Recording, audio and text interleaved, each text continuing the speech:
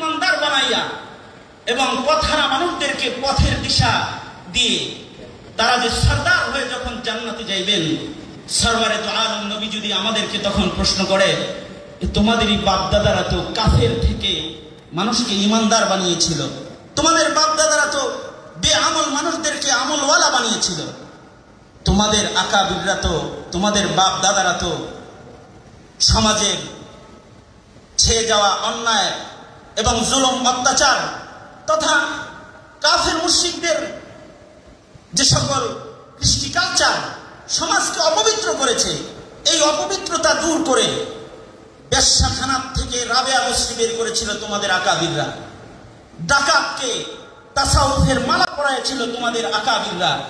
তোমরা কি করেছো?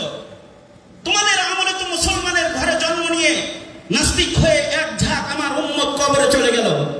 তোমাদের আমলে তো তোমরা যখন জমানার নেতৃত্ব দিয়েছো অথবা জমানার সামনে কথা বলেছো, জমিনের মানুষদের সামনে কথা বলেছো, তোমাদের চোখের সামনে আমার সুন্নত ভুলুণ্ঠিত হয়ে দাফন হয়েছে, তোমরা তাকিয়ে তাকিয়ে দেখেছো।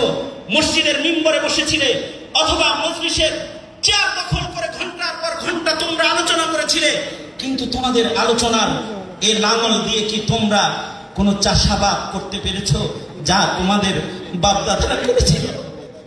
সরওয়ারে তো আলম নবী যদি আমাদেরকে এই জিজ্ঞাসা করে, সেদিন আমাদের প্রশ্ন কি হবে? সেদিন এই প্রশ্নের মুখে আমরা জবাব কি দিব? কিছু মিছিল, কিছু প্রতিবাদ অথবা সময়ের ভূমিকায় কিছু রক্ত, কিছু কুরবানি, এটাই কি আমাদের আকাবিরদের জীবন? আমাদের আকাবিরদের জীবন তো অতি বিস্তৃত যে আল্লাহ তাআলা আকাবিরদের ইত্তিবার কথা কোরআনে কারীমের পয়লা সূরাতেই করেছেন। যে কিছু কিছু আকাবির আছে, কিছু কিছু মনীষী আছে যারা আল্লাহকে সিরাতে মুস্তাকিমে চলে আল্লাহ পর্যন্ত পৌঁছার রাস্তা যারা বিজয় করেছে। তোমরা যদি বিজয় করতে চাও তাহলে তোমরা ওই আকাবিরদের, ওই পূর্বপুরুষদের পদাঙ্ক অনুসরণের দোয়া আমি রব্বে কারীমের কাছে তোমরা পড়ো। প্রতি নামাজের রাকাতে রাকাতে আমাদেরকে পড়ানো হয় ইহদিনাস সিরাতাল মুস্তাকিম সিরাতাল লাযিনা আন'আমতা আলাইহিম গায়রিল মাগদুবি আলাইহিম ওয়ালাদ দাল্লিন। এই বেদনাগুলোই আমাদেরকে আক্রান্ত করেছে। কারণ আমরা যদি জাতিকে ঈমান শেখাতে চাই তাহলে আমাদের আকাবিরদের ঈমান আমাদের জাতির সামনে তুলে ধরতে হবে। আমরা যদি জাতিকে লজ্জতওয়ালা ইবাদত শেখাতে চাই তাহলে আমাদের আকাবিরদের ইবাদতকে আমাদের মিল্লাতের সামনে তুলে ধরতে হবে। আমরা যদি জাতিকে সত্যিকারের তাকওয়া শেখাতে চাই, সাহাবায়ে কেরামের অনুকরণের তাকওয়া কেমন হয়, এটা আমাদের আকাবিররা এর জীবন্ত নমুনা। আমাদের আকাবিরদের ইতিহাস থেকেই, আমাদের আকাবিরদের ইতিহাস থেকে আমাদের প্রজন্মকে শেখাতে হবে কিভাবে ইংরেজ বেনিয়াদেরকে জমিন থেকে তাড়াতে হয়। আমাদের আকাবিরদের জীবন ইতিহাস থেকেই আমাদের প্রজন্মকে শিক্ষা দিতে হবে কিভাবে আহমদ শফী পয়দা করতে হয়, কিভাবে আল্লামা আজিজুল হক পয়দা করতে হয়, কিভাবে মুফতি ফজলুল হক আমিন পয়দা করতে হয়, অথবা কিভাবে মুহাদ্দিস হেদায়েতুল্লাহ পয়দা করতে হয়। এটা আমাদের আকাবিরদের জীবন থেকে আমাদের জাতিকে আমাদের শিক্ষা দিতে হবে।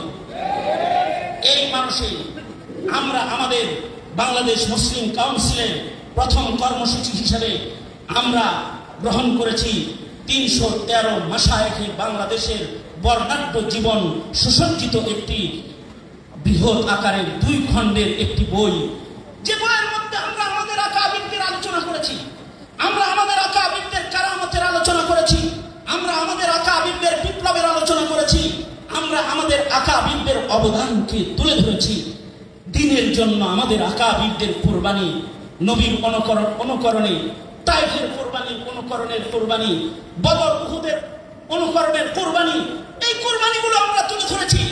আমাদের আকাবিররা তাদের তাওয়াজু, তাদের ইনকিসারি, তাদের ইখলাস এবং তাদের বিপ্লবী আওয়াজ এবং বিপ্লবী বীর হিসেবে তাদের কদম কদম সামনে বাড়ার ইতিহাস আমরা খণ্ড খণ্ড করে 313 বদর শিরোনামে একত্রিত করতে গিয়ে আমরা এর চেয়ে বেশি আকাবিরকে আমাদের গ্রন্থে একত্রিত করেছি। আমরা আমাদের মুরব্বীদেরকে এই গ্রন্থ সম্পর্কে বলেছি। আমরা আমাদের আকাবিরদেরকে তুলতে চাই, ভুলে যাওয়া আকাবিরদেরকে স্মরণ করায় দিতে চাই, যাদের অবদান রয়েছে কিন্তু তাদের নাম মুছে যাচ্ছে। আমরা তাদের নাম এই ব্যাপারে আপনাদের দোয়া চাই। তো আমাদের মুরব্বীরা আমাদেরকে দোয়া দিয়েছেন, যে দোয়ার দলিল বহন করে আজকের এই মুরব্বীদের সজ্জিত কাতারের বৈঠক।